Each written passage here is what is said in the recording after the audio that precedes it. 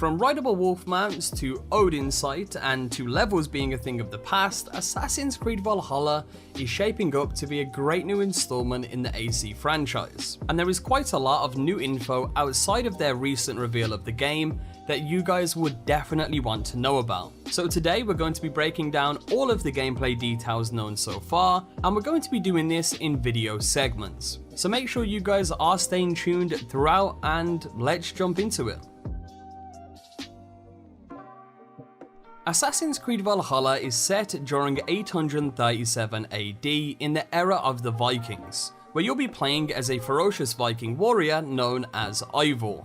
The game will start in the lands of Norway, but due to war and overcrowding, you'll eventually leave and will lead your clan across the icy seas to settle in medieval England. But the Anglo-Saxons don't like that, so this is where you'll be tasked with leading your Viking expansion across Europe in the war against the Anglo-Saxon kingdoms. These include the Kingdom of Wessex, Northumbria, East Anglia, and Mercia. Now, England itself was fairly fractured at the time this game was set in, with many different kings between the kingdoms, one of which was spotted in the CGI trailer being Alfred the Great, who is the King of Wessex. So he is someone we will inevitably be fighting against. Now, along your journey of conquering the lands, you'll eventually meet a group known as the Hidden Ones, who are the first official incarnation of the Assassin Brotherhood, and you'll be joining them in their fight against the Order of the Ancients, which I have to say sounds very, very interesting. What I love about this game as well is that Assassin's Creed in general love their history. I mean, one example of this was from the trailer. In the scene where the camera moves down from the mountain, we see a stave church, which are Christian churches from the Viking Age, in which this is almost identical to the Borgen stave church, which still stands in Norway today. Bit of a random fact there for you, but that's pretty much what we know about the plot so far. So let's talk a bit more about the main character, Eivor. Eivor can be played as either male or female, and while the CGI trailer mainly focused on the male version of Eivor, there was a screenshot of the female version that was released shortly after.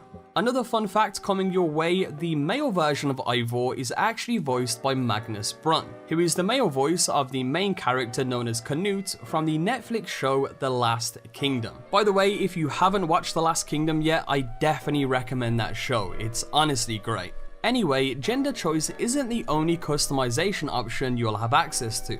You'll be able to customize things like Eivor's hair, his war paint, tattoos, and I'm sure there's more customizations we'll have access to other than those.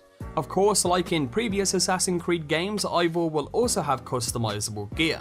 One of the sets was actually spotted in the Berserker pack for the game's Ultimate Edition, and gotta say man, looks really, really good. Now there is a few more things to know about Eivor, but some of these play into the later segments of the video, so make sure you guys stay tuned. Similar to previous Assassin's Creed games, there will be rideable horses in Valhalla. However, it does seem you'll also be able to use wolves as a mount too. We know this because of the recent collector's edition image for the game, in which again, the Berserker pack was included. Inside of that Berserker pack, we can actually see the Hattie wolf mount. I mean, come on, a game set in the Viking era where you have a wolf as one of your trusty sidekicks, I'm already sold. Anyway, that's not the only thing we see from the Berserker pack. We can also see some of the game's unique items. We have the Bearded Axe, an Ursine Guard light shield, the Berserker clothing set, and even a skin for your Raven, which we'll talk more about later on in the video. While we're on the subject of weapons though, the variety of weapons available in this game have been expanded upon. We have things like flails, throwing axes, greatswords, and like previously mentioned, we also have the return of shields and even the hidden blade. A lot of these weapons will also have runes, which may work in a similar way to engravings from Odyssey, where you can essentially apply a perk to the weapon, and sometimes as you find weapons, they'll just come with a perk. In addition to this, we'll also have the ability to dual wield almost any weapon in the game, including shields, and apparently every piece of gear the player collects in this game is unique, which again, from this information, sounds like an incredible expansion of the looting system. Anyway, weapons aside, there is a lot more that has changed with this game. one of which is to do with the game's progression system. Instead of the traditional leveling system seen in previous games, this game will focus more on a power system through the selection of skills from your skill trees. These of course will be selected by the player as you advance through the game, and the difficulty of enemies will be rated based on the player's collection of skills. Just to touch on skills, one of the skills that we know so far gives you the ability to call in a wolf to help you in combat. I wonder if that will be the same wolf that you use as a mount. I'd imagine so. Anyway, moving on to the enemies now. So, the development team behind Valhalla aimed to introduce a wider range of enemy archetypes compared to previous Assassin's Creed titles, as they wanted the player to be continuously surprised by the game even after playing for 25 hours. Funny that they use that terminology because apparently there will be 25 different enemy archetypes and each will have their own special abilities that they can use against you. These enemies are apparently much smarter in this game and will use teamwork to improve on their strategies to fight against you, which also plays into the assaults feature of the game. For those of you who don't know, assaults are essentially what you'll lead your Viking armies on to attack Anglo-Saxon fortifications in these kind of large-scale battles. Similar to conquest battles in Odyssey, just expanded upon more, as these raids you'll be going on will be for the benefit of your settlement. Now, outside of everything that's been mentioned, that pretty much covers what we know about the settlements, and what I will say is it seems like a great feature in this game, and it's something I genuinely cannot wait to indulge more in when we eventually get our hands on it.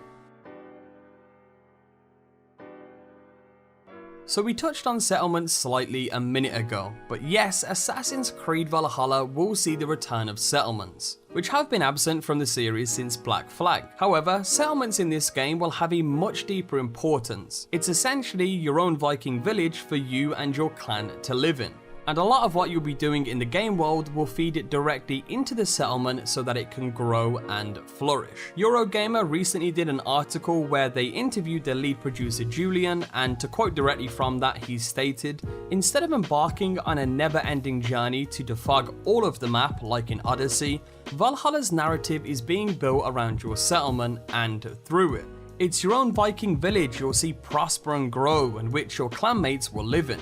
It's at the center of our quests and the center of the decisions you make. We want players to see the consequences of their actions. Big story arcs will begin and end here, with the impact of your decisions rippling through your growing community. You'll see the effects of alliances, such as weddings to forge relationships between clans, and you'll also see the consequences of harsh choices you have to face.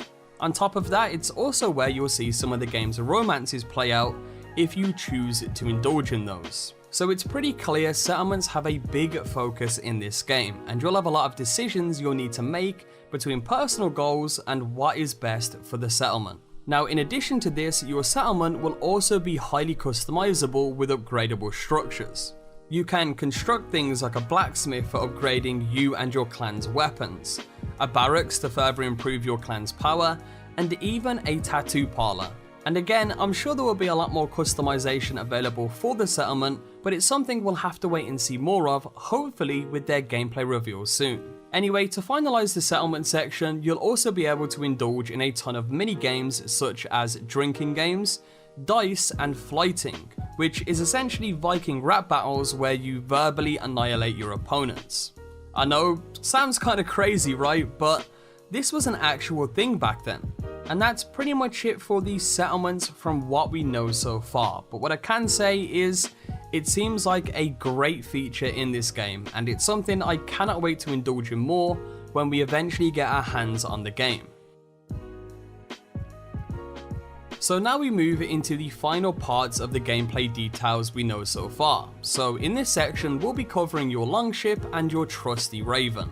So yes, you will have a raven companion in Valhalla, and it pretty much represents the eagle vision mechanic from previous games, but in this game it returns in the form of Odin's sight. Like in previous games with the eagle, you'll be able to use the raven to scout the nearby areas and identify foes and aspects of the game world from afar. It was also noted that they have expanded on the raven's abilities, but Currently, we don't know what those abilities are, but I'm sure we'll find out pretty soon. Just to mention as well, ravens will be customizable with skins. Again, referring back to the Berserker pack, we can see one of those right now. And outside of this, there isn't really much more known about the Raven yet. Again, hopefully we see more on the Raven in the gameplay reveal on the 7th of May. And by the way, I'll be doing a full breakdown of the gameplay reveal on the channel, so make sure you guys stay tuned for that. Anyway, now moving on to the Longship. Now, though the use of naval transport has returned in Valhalla, it has been dialed back a lot compared to previous games. In this game, it will act more of a means of travel and is something you'll be using when performing raids or to escape land combat scenarios and stuff like that. There will be some form of naval combat though, but it will just be a little more hands-on with you kind of like jumping onto enemy ships to raid them, as opposed to annihilating them out of the sea. Your longship in this game, like almost everything else, will also be customizable to some degree. Whether that means you'll be able to customize individual parts of the ship or simply have the ability to apply a new skin as you come across them, we don't know. But I'm hoping you'll be able to customize a lot. To finalize, it seems like you'll also be able to fish from your longship, as fishing was one of the many activities that was brought up from the Eurogamer article. And that's pretty much it for what we know about the Longship so far and all of the gameplay details we know about the game. But that's alright. Hush.